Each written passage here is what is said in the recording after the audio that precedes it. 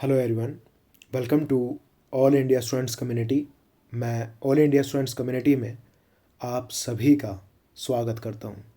दोस्तों, आप लोगों के एग्ज़ाम में एक क्वेश्चन जीडीपी से भी पूछ रहा था और एक बहुत बड़ी प्रॉब्लम थी जीडीपी को याद करना और ऊपर से याद रखना, और वो भी अपडेटेड। तो उन सब की प्रॉब्लम मैंने इस वीडियो में ख़त्म कर दी है। 1 नवंबर तक जितनी भी जीडीपी अपडेट हुई है फाइनेंशियल ईयर 2021 के लिए, वो सारी मैं आप लोगों को इस वीडियो में कवर करा दूंगा। और एक बहुत ही रोमांचक तरीका भी लाया हूँ उनको याद करने का। वैसे आप एक दो बार पढ़ेंगे देखेंगे तो भी आपको याद ही हो जाएगा, लेकिन आपको कुछ इस तरीके से अलग से तरीके से याद कराऊंगा कि आप लोगों को शायद दो से अगली बार पढ़ने और देखना ना पड़े। लेकिन इसके साथ ये ज़रूर चाहूँगा कि अगर रात को 12 बजे आकर मैं आप लोगों के लिए वीडियो प्रिपेयर कर रहा हूँ तो कल सुबह तक 10,000 स्टूडेंट्स इस वीडियो को देख चुके हो 10 बजे तक। तो प्लीज़ वीडियो को लाइक और शेयर ज़रूर करिएगा, क्योंकि जब तक आपका एग्ज़ाम होगा तब तक मैं आपको उतनी चीज़ें तो प्रोवाइड कर चुका हूँगा कि आराम से आप इस एग्ज़ाम में 35 से प्लस, अगर आपने 20 दिन पहले भी पढ़ना स्टार्ट किया होगा तो भी कवर कर लें। शुरू करते हैं। सबसे पहले एडीबी, एशियन डेवलपमेंट बैंक ने भारत का जीडीपी कितना बताया? -9.0। अब याद करने का तरीका, एडीबी के अंदर कितने अक्षर है? 3। 3 का स्क्वायर 9। सारी जीडीपी इस बार -9 में होगी तो कितना हुआ? 9.0। याद हुआ? सभी को हो गया होगा। नेक्स्ट देखो, फिच। फिच के अंदर टोटल रेटिंग कितने अक्षर है? 5। 1 2 3 4 5, और 5 आएगा लास्ट में, और 5 का डबल कितना होता है? 10। 10.5। सबको पता है फिच कितने अक्षरों से मिलकर बना? 5। तो 0.5 बाद में और 5 का डबल आगे, तो -10.5 जो है फिच के अकॉर्डिंग भारत की जीडीपी रहेगी फाइनेंशियल ईयर 2021 में। नेक्स्ट है वर्ल्ड बैंक। अब वर्ल्ड बैंक के अंदर अक्षर कितने हैं? 2। किसमें? वर्ल्ड बैंक में। वर्ल्ड बैंक के बाद में अंदर है अक्षर 2, उसके बाद अगला नंबर किसका आता है? 3 का। तो 2 गुणा 3 यानी कि 6, तो लास्ट में आएगा 6, और 3 का स्क्वायर होता है 9, तो 9.6 किसका? वर्ल्ड बैंक का। -9.6। अब बहुत सारे लोग बोले होंगे सर ने यहाँ भी मैथ्स घुसा दिया, लेकिन भाई क्या करूँ, याद कराना था। इतनी इतनी थी, इतनी सारी जीडीपी थी, अब उनको याद कराने का कुछ रोमांचक तरीका होना चाहिए था। अब इससे सबको याद हो गया होगा। चाहे देख लो, अगर आपसे कोई पूछे एडीबी, आप गिनेंगे 3 अक्षर, 3 का स्क्वायर -9.0। फिच आप देखेंगे 5 अक्षर, अच्छा 0.5, अच्छा 10.5 है। आप वर्ल्ड बैंक पूछे तो तुरंत याद आएगा, अरे 2 अक्षर बताए थे सर ने, तो 2 में गुणा 3 की करो, अच्छा 6 लास्ट में आएगा, और 3 का स्क्वायर पहले यानी कि 9.6, वो भी माइनस में। याद हुआ? बहुत बढ़िया। आईएमएफ। अब इस आईएमएफ के अंदर जब आप रीजनिंग सोल्व करते हो, एम का आपको 3 दिखाई देता है क्या? दिखता है, बहुत बढ़िया। तो 0.3 बाद में आएगा। एकमात्र ऐसी जीडीपी है जिसके लास्ट में 0.3 है, वो आईएमएफ की थी, -10.3। कितनी?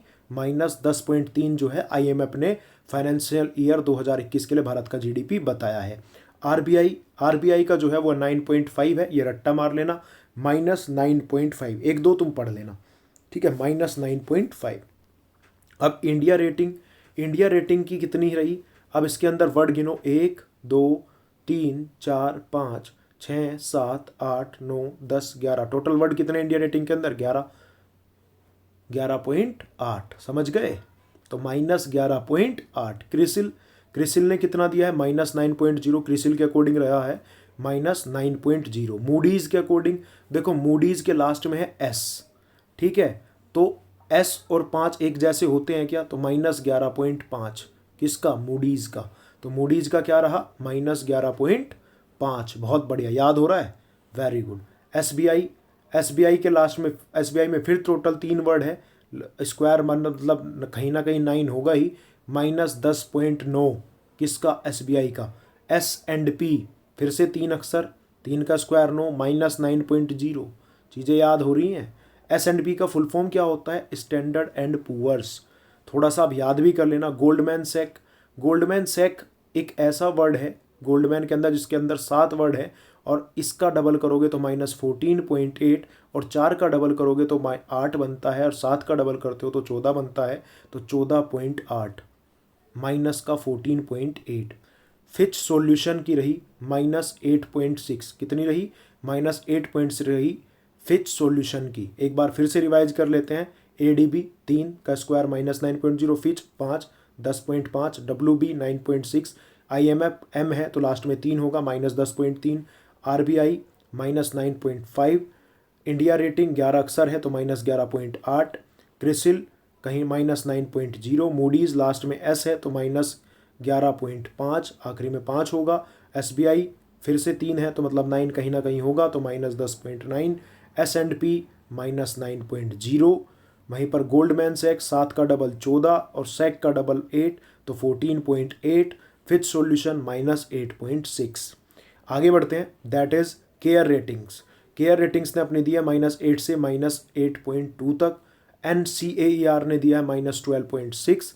National council of applied economic research इसको बोलते हैं। UBS के अकॉर्डिंग भारत का GDP रहेगा -8.6। और इकरा के अकॉर्डिंग बात करें, जिसका फुल फॉर्म होता है investment information and credit rating agency, इसके अकॉर्डिंग भारत का GDP रहेगा -11। OECD का फुल फॉर्म क्या होता है ये आप मुझे कमेंट करके बताएंगे, और इसके अकॉर्डिंग भारत का GDP रहेगा -10.2। UNCTAD के अकॉर्डिंग भारत का GDP रहेगा -5.9, और नोम्यूरा के अकॉर्डिंग भारत का GDP रहेगा -10.8। वहीं पर अगर हम बात करें कि भारत का GDP कितना कॉन्ट्रैक्ट हुआ, 23.9 कॉन्ट्रैक्ट हुआ, 23.9%। किसमें? Q1 में ऑफ फाइनेंस 2021-20 में। ये किसका डाटा था? NSO के डाटा के अकॉर्डिंग जो है भारत का GDP 23.9% के आसपास घटा फर्स्ट फाइनेंशियल क्वार्टर में, 2021 के फन फाइनेंशियल क्वार्टर के अंदर। तो दोस्तों ये था एक बेहतरीन सा टॉपिक जहाँ से हर एक शिफ्ट में एक क्वेश्चन आया था और GDP को लेकर स्टूडेंट्स बहुत ज़्यादा परेशान थे। अब मैंने आप लोगों का इस प्रॉब्लम को भी सोल्व कर दिया है। इसका PDF अगर आप डाउनलोड करना चाहेंगे तो आपको कल सुबह 10 बजे तक मेरे Telegram channel all India students community पर अवेलेबल करा दिया जाएगा। उसके लिए आप डिस्क्रिप्शन में लिंक प्रोवाइड कर दिया गया, वहाँ पर क्लिक करें, या कमेंट सेक्शन में सबसे पहला कमेंट जो होगा उस पर क्लिक कर लीजिएगा। आप सीधा टेलीग्राम ज्वाइन कर लेंगे और वहाँ से PDF डाउनलोड कर सकते हैं। वीडियो अच्छी लगे तो लाइक करें, मज़ा आया या नहीं आया कमेंट करके ज़रूर बताएं, तरीका कैसा लगा ये भी बताएं। अलग सा था, लेकिन ये था कि इससे 7-8 जो तुम्हें GDP है तुरंत याद हो गया होगा। अगर लगे थोड़ा सा अच्छा था तो पसंद करें, अदरवाइज़ अपने तरीके से आप इसको याद कर ही सकते हैं। Thank you. जय हिंद, जय Bharat, take care, love you और बाय। कर भला हो भला। तो दोस्तों आप करो शेयर, शायद किसी और को हेल्प मिले और उसकी दुआओं से आपको हेल्प मिले। Thank you.